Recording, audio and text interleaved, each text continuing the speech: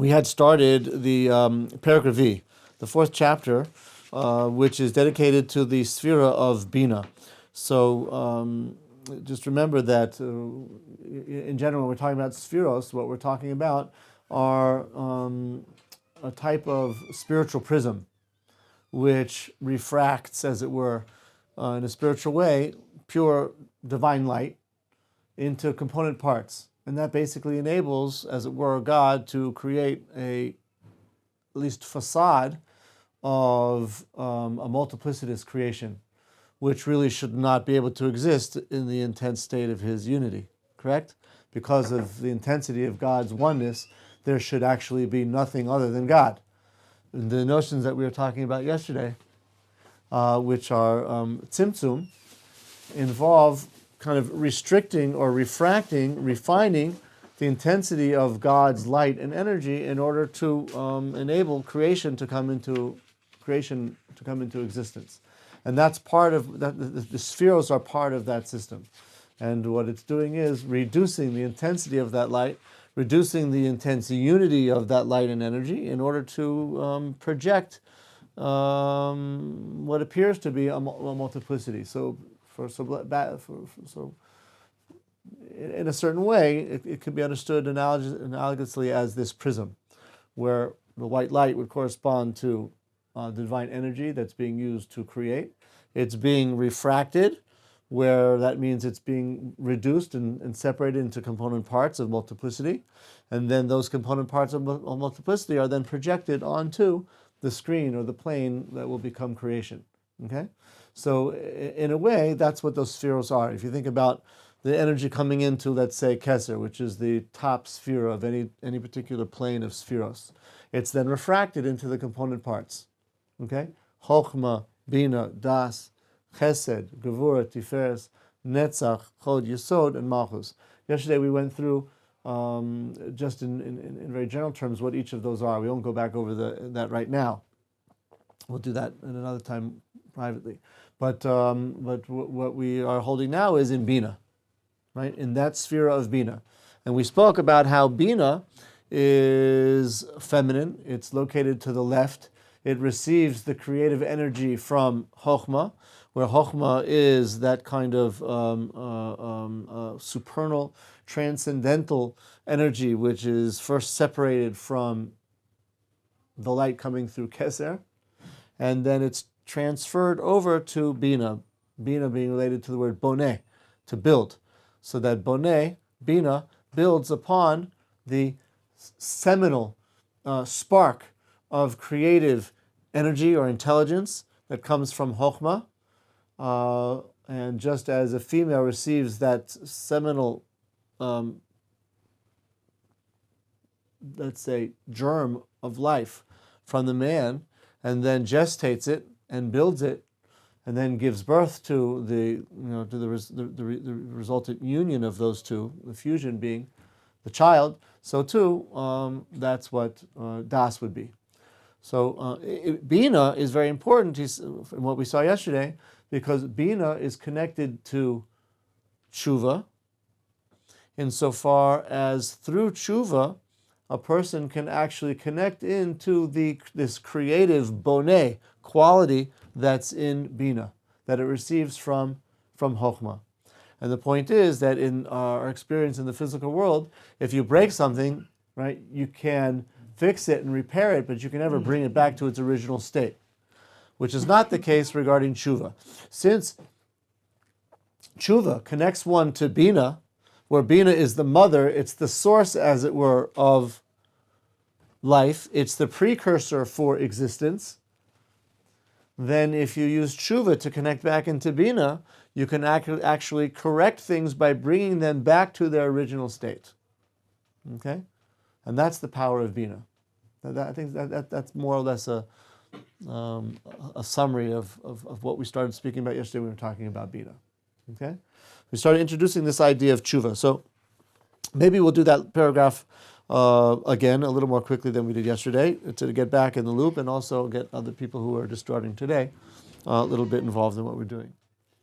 So Perek Revi, Hech yargil adam atzmo b'midas habina. How can a person use the sphera of Binah for spiritual growth. V'hu, l'shuv b'tshuva. The first thing is by using the tool of tshuva, which is associated with Binah. She'en davar chashuv kemoha. There is nothing as is important in our world as we know it, in the realm of creation, as tshuva. Why? Mipnei she'i mitakenes kol pagam. Because it corrects all faults, all deficiencies, all things which have been damaged and harmed. So God creates a physical world. Human beings act in that physical world with free will. Because there's free will, they're bound to make the wrong decisions and thereby harm or cause damage to the world. That is something which should not be able to be fixed. In which case, creation could never maintain the state of perfection with which it was initially created. It's tshuva, therefore, which enables us to reestablish equilibrium, to regain that original state of creation. Tshuva, therefore, practically speaking, is the most important part, the most important aspect of creation. Because it's the only thing that preserves the perfection. Yes, it's the only thing which it can preserve it, meaning regain it and then restore it. Yeah. Pagam means like a deficiency or defect. Yeah, why? Pagam also? Pagam. Yeah. Pogem. But a lot of people, they're more comfortable that they're defective because, we were also defective. This is normal. Oh, you're saying gam. So we don't strive for Gam also. better. So that's what you mean gam. Is that your point? Also. So that's like less. Yeah. Pagam. Very nice.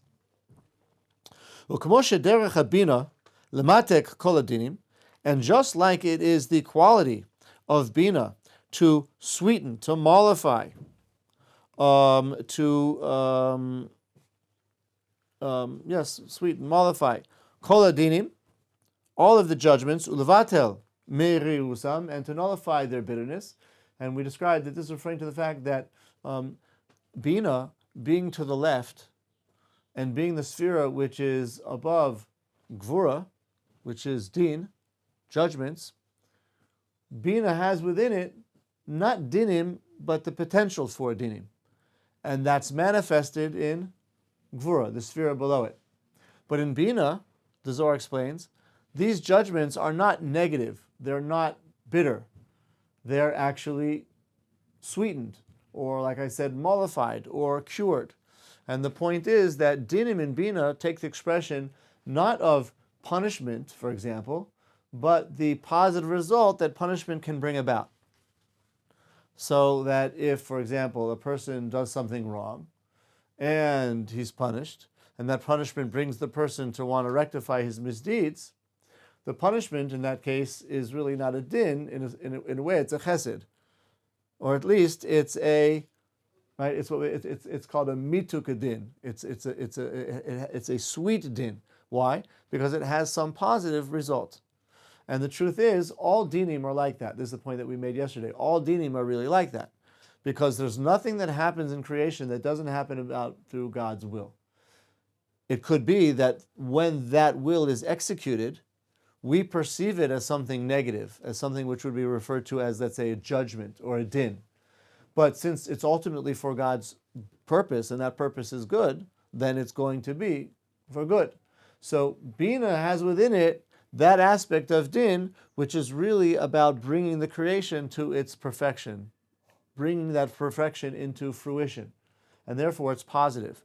We, in our limited perspective, below that, in the realm of the midos, underneath Chokhmah, Bin, and Das, rather the 7 midos, right, see it from a different perspective and perceive it as Gvura.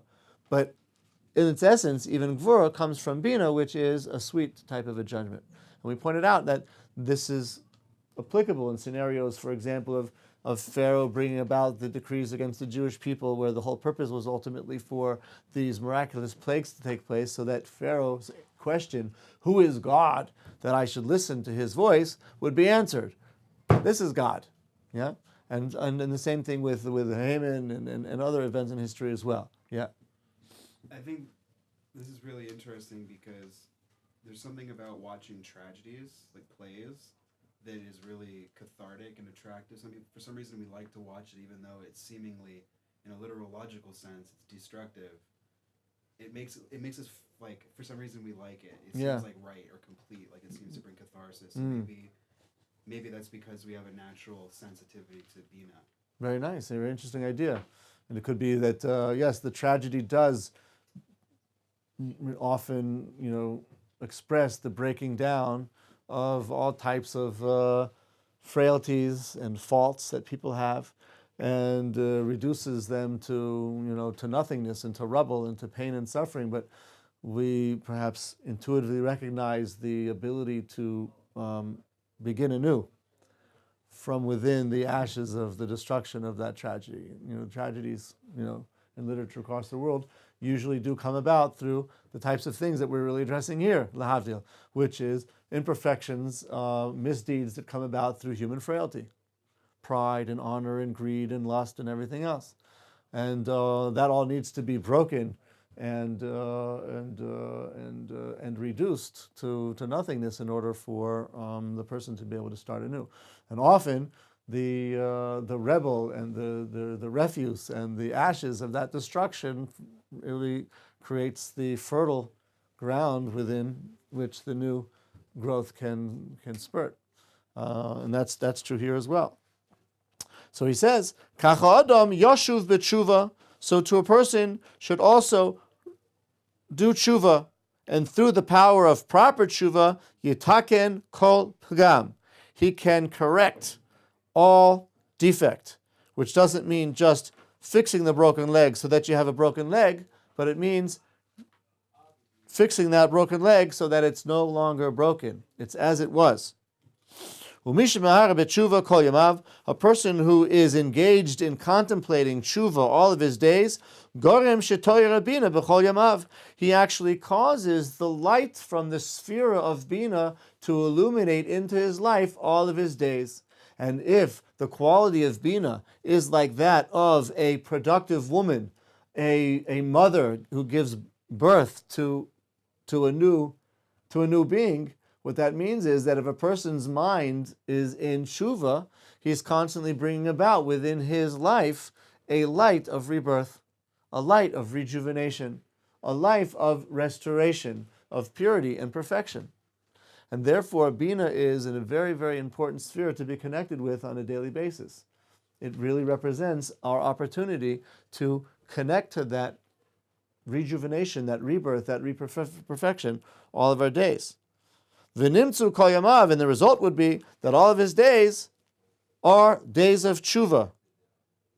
Dainu lichlol atzmo b'bina, by enveloping himself within this light of Binah. Shehi tshuva, which is tshuva. V'yemei chayav meutorim b'sod tshuva helyona, and then all the days of his life will be crowned with this crown of the mystery of tshuva, the mystery of tshuva being its unfathomable way of returning things back to the way they were in their source. We mentioned yesterday the teaching which tells us that you should do tshuva one day before you die, and the Talmud asks, how can a person know what day he's going to die? And the Talmud answers, that's the whole point. Since a person doesn't know when he's going to die, he'll end up doing tshuva all of his days. And this is, in a way, what he's referencing here too as well. This was more or less where we left off with yesterday. I said that there was more to elaborate here, and this would be the point to do so, which is that we're talking here about tshuva, and we find that our sources actually describe two forms of tshuva. One form of tshuva is called tshuva miyira. Another form is called tshuva mi'ava. Tshuva miyira means returning, repenting to Hashem out of fear. Out of fear of what? Fear of punishment. The person's done something wrong. He fears the negative ramifications, the divine retribution, so he does tshuva out of fear of suffering the repercussions of his misdeed. That's a very good thing. Tshuva miyira. It's a very good thing. Why? Because tshuva miyira implies that the person believes that there's a right and there's a wrong, recognizes his having done wrong, and expresses his desire to do right. It recognizes the fact that God exists, that God cares, that God brings a person punishment or reward according to what he does. So tshuva miyira, of course, is a very high level. Yeah, not everybody's there. But tshuva miyira is not considered to be as high as a level of tshuva mi'ava. repentance through love. What's repentance through love? Repentance through love is based on the idea of returning to Shem purely out of a love of God, wanting to restore the loving relationship that the person had with God before transgressing. It's the fear of doing something wrong, not because the person's going to suffer being severed from God, but the person suffers the idea that God will be severed. So it's not about his own personal benefit. It's simply out of the love of a God. So you think about two people, right? Where a person's doing something in a relationship, either to improve the relationship or to prevent it from being harmed, but he's doing it so that basically he can maintain what it is that he's getting out of it. He's really not doing it out of love for the other person. He's doing it out of love for himself. He is nevertheless committing to the relationship, and he is, right, contributing to the relationship. But his motivation, of course, is really for himself, as opposed to a relationship which is based more on a higher degree of love, which is the person is doing something for the other person. It's always about the other person. What can I do for her? Or what can I do for him? How can I make him or her happy? Even if it's at my expense. On the contrary, I feel even better if it's at my expense, because it gives me a more palpable feeling about how true my love for that person really is. And it gives that person an expression of how true my love for that person really is. So that's clearly a higher degree of love. And you have the same thing regarding tshuva mi'ava, where the person's doing tshuva just because he's unfathomable to think that he could have harmed the relationship in such a way, causing God to leave his life, causing God to be removed in some way from the world as well. That's tshuva mi'ava. We find that the sages say regarding these two different forms of tshuva, they have different results. A person who does tshuva miyira, his transgressions are forgiven. Why? Because he repents having done them. Even if he repents having done them because he fears retribution, tantamount in that is, like I said, the recognition of all of those very important things, of God, of reward and punishment, of divine providence in the person's life, and therefore the regret removes the transgression. Doing tshuva mi'ava, we're told, not only does it have those transgressions be undone and atoned for, the sages tell us the very enigmatic teaching that tshuva mi'ava causes the transgressions to become schuyos, to become merit. The very same transgressions which spoke badly about him for having done them, when he does tshuva from Ava, actually become sources of merit for him. How can we understand that? How's that in Hebrew? The zdonos nafchos the schuyos. Tshuva mi'ava, the zdonos, the transgressions that he does intentionally, actually become schuyos, like mitzvahs. So how does that work? How does tshuva mi'ava cause transgression to be like mitzvahs? So, one way of explaining it is this, is that when he does tshuva mi'ava, and he's connecting to the sphera of Binah, right? When he does tshuva mi'ava, and he's connecting to the sphere of Binah, what he's doing is he's connecting into the dinim, which are inherent in Binah and manifested in Gvura, so that what he's doing is being mamtik the dinim. He's sweetening these dinim.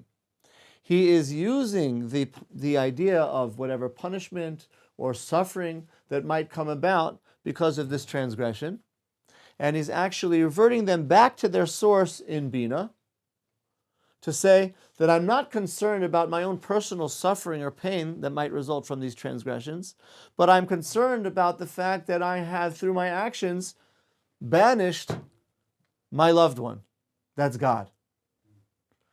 And that means then, therefore, that the pain over that is not being directed towards himself out of fear of being punishment, but what it's causing him anguish about banishing God from his life, about banishing God in some way from the world. So now these dinim actually become the source for wanting to become close to Hashem. And it fits in to what you were talking before about the tragedies, where everything breaks down, But ultimately, I pointed out that everything that breaks down actually creates a fertile ground within which the new reproductive and regenerative growth can spur. And that's what we're talking about here. Tshuva mi'ava is attaining a type of regret which is based not on my suffering, but on what I've done to my loved one. And if that gives me the impulse to want to restore, then I'm departing from the dinim in Gvura, which is more this worldly.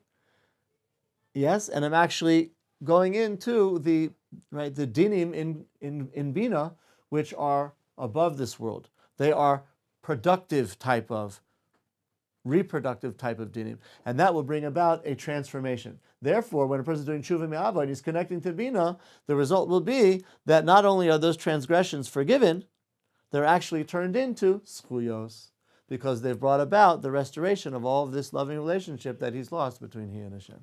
Is tshuva mi'yitzira still connected to Binah? Tshuva mi'yira, did you mean to say? Miyira. Yes, tshuva mi'yira is connected to Gvura. Yeah, why? Because he's afraid of the dinim. He's afraid of the dinim. So if because he's afraid of the dinim, he refrains from transgressing, the dinim have done their job, and he will be forgiven for the transgressions.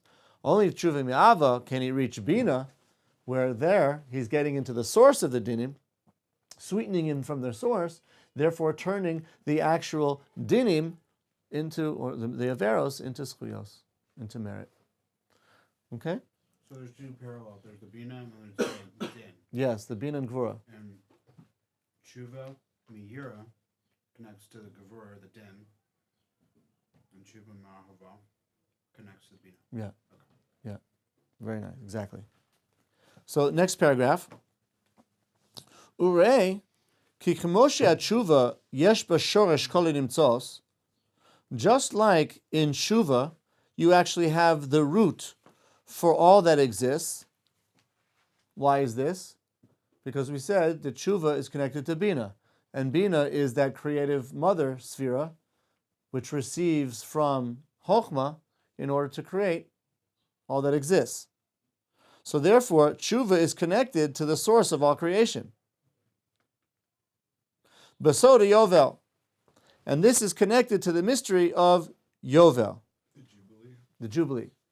What is Yovel? Yovel is the Jubilee. It's the very nice.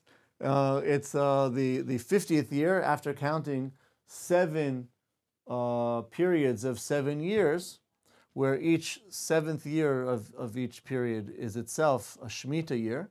When you have 7 sevens, so that after that 7th 7 of 49, you have an additional Shemitah year, 2 in a row, year 49 and 50. That 50th year becomes Yovel. What happens in Yovel? In Yovel, any person who was sold into slavery because of, let's say, transgressions, theft, and has to work off his debts, is set free.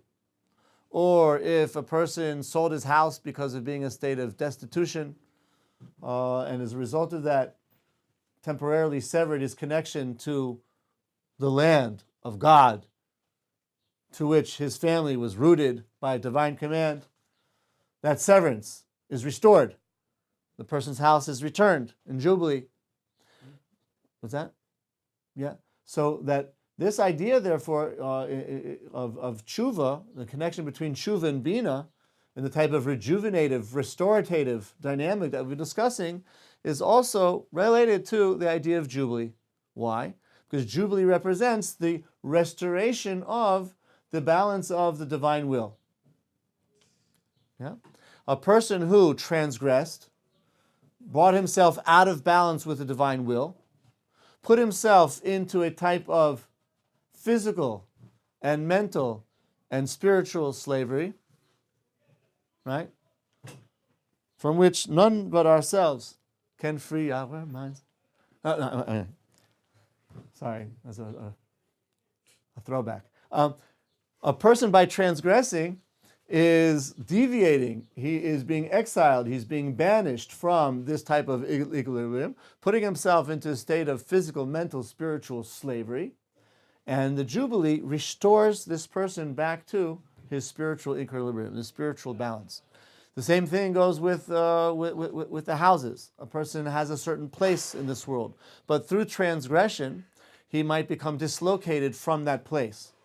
Or through transgression, he might disqualify himself from the quantity of divine blessing that was earmarked for this person, that he becomes destitute and homeless, right? But Jubilee is about doing tshuva and restoring everything back to its balance, so that not only is he kind of bandaging the dislocation, he's actually restoring the original position. So he's returned to his state of freedom, or he's returned to his home.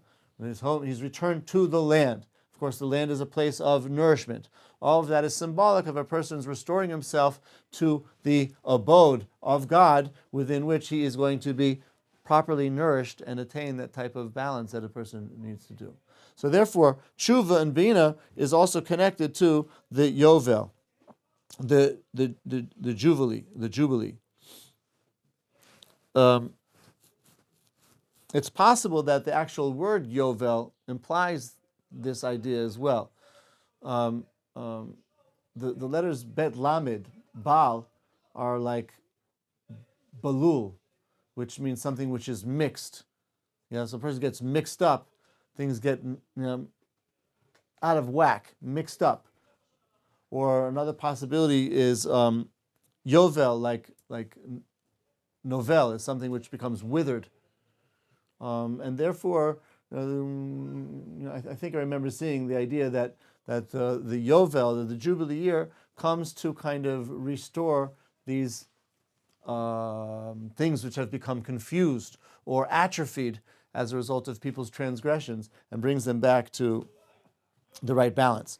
To become noble. Noble.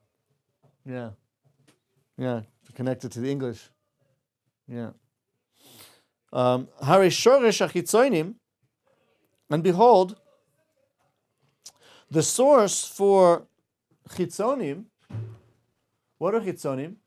Chitzonim, we kind of made reference to this yesterday. Chitzonim is a term that's used in the mystical teachings to refer to the types of negative forces that exist. Remember yesterday we spoke about how there are 10 spheros of impurity, or just like there are the personas of holiness. We mentioned Avram, Yitzchak, and Yaakov, Moshe, Aaron, Yosef, and David. So you have the counterparts in impurity as well. These are negative forces of impurity which kind of parallel the system of spheros, the system of creation. And there are different explanations as to how this negative energy was introduced into the world. But here he's saying that the source for these hitzonim is connected to the mystery of what's called Nahar Dinur. Nahar Dinur is this kind of mystical river of fire. And the Gemara in Chagiga discusses it as being a river which is formulated by the sweat of the angels as they serve Hashem with great fervor. And this river of fire is a river that every person has to go through on his way into Gan Eden. It's a purifying type of a river. The righteous people who have to go through the river of fire actually experience it, the sources say, similar to the way a person might experience the feeling of having a nice hot bath before Shabbos, going into a mikveh, a nice hot boiling mikveh before Shabbos. But the wicked suffer from it greatly. In any case, what he's saying is that the source of the dinim comes about through this river of fire. Hanichlal b'kedusha b'tzoda gevuros, which is included in the side of holiness in the mystery of gevuros. And what I think he's referring to is something that we kind of were discussing earlier, which is that the relationship between Binah and Gvura, where Binah has the potential for dinim, but in Binah they're sweetened. As they're expressed in Gvura, they can become harsh and difficult. So that this river of fire actually comes from the Gvuros, which are expressed in the midah of Gvura, but have their source in Binah. And Nishra Sham, Vispashet Bisham, and therefore that's their root from which they emanate. V'ikare Hispashtus Haron Af. When these dinim, which have their potential in Binah, are expressed in what we perceive as negative through Gvura, they proliferate in a way which is perceived as Haron Af. What is Haron Af? Anger. Ubesod, and this is connected to the mystery which is involved in the verse, V'yarach Hashem es reach hanichoyach, that God smelled the sweet smell. This is referring to the fact that Noach, after the flood, which of course involved a great expression of dinim, of judgment, bringing all this punishment into the world, offered a sacrifice to God after the flood, and the smell, as it were, of that sacrifice was brought up before God as a pleasing smell. Of course, God doesn't need the physical sacrifice. He doesn't need the burning of the animal, and he's not pleased by the smell of the actual flame. That's not the point. The point is that this korban, this sacrifice that was brought by Noach after the flood, was a quintessential act of tshuva in order to inaugurate the world for the service of Hashem, for which it was originally intended when it was created. That was misused and abused by free will, brought about dinim into the world, which ultimately resulted in destruction. And it was the tshuva that was kind of crowned by this act of Noach, bringing the sacrifice, which represented the re-inauguration of the world in order to it's like pressing the world's restart button. So what the author is saying here, therefore, is all of that. That when a person, through tshuva, brings about a restoration of himself individually, which is also going to affect a restoration for the world, it is mitigating those judgments which brought about punishment, returning them back to their source, and in a way, turning these waters of the river of fire from their destructive course back to their source in Binah, which is productive and positive. Okay? Is that clear? That's what he says here. Therefore, doing tshuva, as a result of this, yachzor hispashtus ahi el makoro, he's causing the proliferation of those flames of that river of fire to be brought back to their source. V'yumtaku hadinim, and the result will be to sweeten those dinim, to negate them, to mollify them. And as a result, v'yishkot aharon, the anger will reside, v'yenachem Hashem al hara, and God will retract from acting in the world in a way which is perceived by the world to be evil, to be bad, to be harmful. So the tshuva does all of this. That's how powerful it is. Okay? So in Binah, you have the potential for din. Through the abuse of free will, that potential of din can be expressed through the midah of gvura in a powerfully negative way. Comparable to this river of fire sending rivulets and tributaries of judgment into the world, tshuva causes those rivulets to stop and holds them at bay and actually returns them back to the source, so that energy, rather than being destructive, will go back to the mother and be expressed in a more productive, positive way to give rebirth to the world, to the individual and to the world. Very important, deep concept. Kacha adam, so to a person, besod tshuvaso, through the mystery of the power of tshuva, and he's given us some insight into the mystery of that power of tshuva.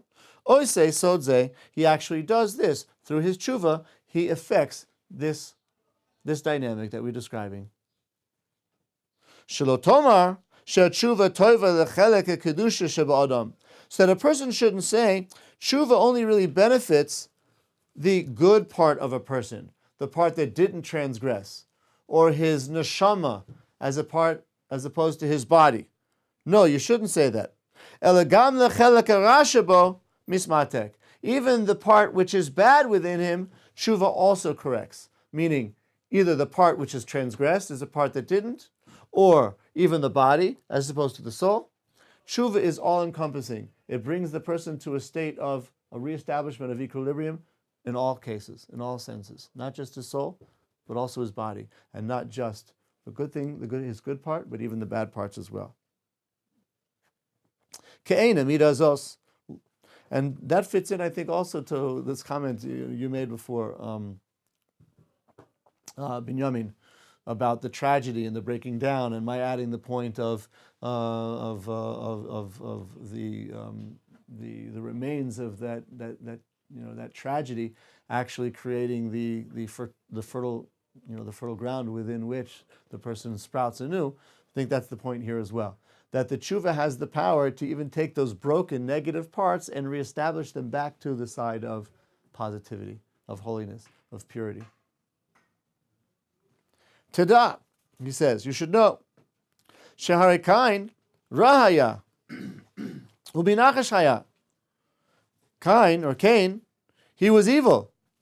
And he was actually from the side of the Nachash being the serpent. And we know that the serpent seduced Eve spiritually, enticed her to rebel against God and partake of this experience of tasting from the tree of knowledge of good and evil before its time.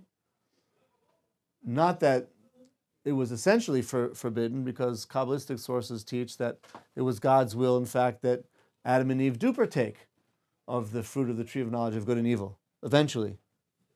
He just wasn't ready for them. They weren't ready for it yet. Right? But Kabbalah teaches that had they strengthened themselves by refraining at the proper time, they would have elevated themselves to the point where they actually would have been given this fruit, as it were, as their Shabbos meal. They would have gone into Shabbos perfected, and God would have given them to partake on Shabbos in that perfected state of the knowledge of good and evil. And then their Shabbos meal would have been completed, with feasting on the dessert of the tree, the fruit of the tree of life. But since they did not live up to the challenge, they did not perfect themselves, ultimately they were banished before being given the opportunity for partaking of either of these experiences. But in any case, I believe it's a Sefer Bahir, very early Kabbalistic work, says that not only did the Nachash seduce Eve spiritually, mentally, but also physically. And that's described in the Jewish sources and the Talmud as well, as the Nachash depositing within her, or injecting within her, its impurity. Not only kind of introducing that seminal idea of rebellion, but actually introducing into her physical being its genital or seminal impurity. So that the impurity of the Nachash, which became integrated within Eve, whether spiritually, intellectually, or physically, tainted the offspring that came after that. And that was Cain. So Cain actually came from the Nachash. And Cain had within him the impurity of the Nachash. And still, the point of the author here is, Cain was also given the opportunity to do tshuva and perfect himself. How do we know this? V'ne'emar lo, and it says regarding Cain, Hashem says to him, Haloim Teitiv says, if you will improve yourself, you can be elevated and enlightened. So you see from here that even the evil part of a person, that part which has transgressed, or even the opaque part of the person, the body as opposed to the soul, has the potential to be elevated, to be perfected through tshuva. The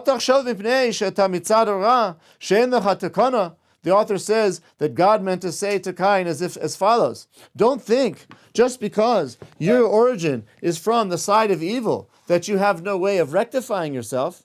Zeh sheker, that's a lie. Haloim teitiv, if you will improve yourself, if you'll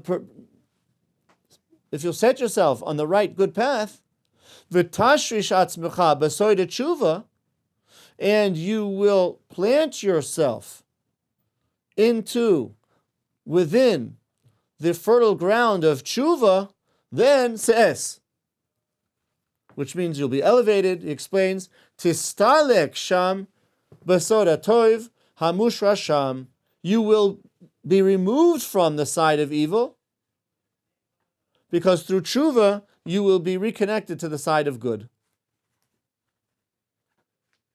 Why is this? Shekol mar elyon shor shor mosoik. Anything which is bitter on high, for example, the sphera of Devorah, shor shor matok, its source is sweet.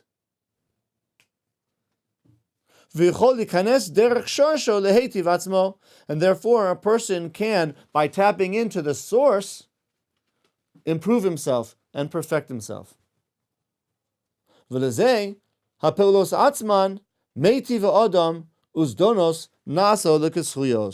we can, and therefore the actions themselves, I think he means to say that even the negative actions themselves, meitiv ha'adam, they ultimately bring the person to good. And in this way, there's donos naso lokis chuyos. And this is referring to something I was suggesting earlier as well, is that when a person does tshuva mi'ava, those transgressions actually fuel the tshuva in a way where the transgressions themselves become therefore mitzvos. Why? Because they're fueling the tshuva. But only when he's doing it for Hashem. If he's doing it to save his own skin, that's a different story. But if he's using these transgressions that he did because of the pain of banishing God from his life and wanting to restore that, then the result is going to be that those transgressions actually become the source for his closeness to God, and therefore they become a source of tshuva. That's showing us that even something which is bitter in its source is something which is good. Ki hine oisame pe'ulo she'asa, these actions, these very same actions which he did, hayu mekatrigos misitra de smola, they were speaking evilly of this person from the left side, meaning the evil deeds were like an accusation. We're acting in an accusatory way. But through these very same actions, shav b'tshuva shalema, he went and did a perfect, complete tshuva. Harimachnis umashrish oishana pulos lamala. So what he's doing is he's actually uprooting those bad deeds from their bad source and putting them into the source of goodness on high. The result is now that these transgressions are not nullified, as is the case for somebody who does tshuva from Yira, where they're nullified. Actually, they continue to exist, but their continued existence does not accuse against him. They actually speak on his behalf. They become corrected and purified. They become rooted in the side of holiness, which was like the promise that was given to Cain if he had done tshuva. The evil could have been brought over to the side of holiness, not only nullified, but actually remain in existence to strengthen the person's degree of holiness. And if Cain himself had actually done tshuva and perfected himself in this way, he's saying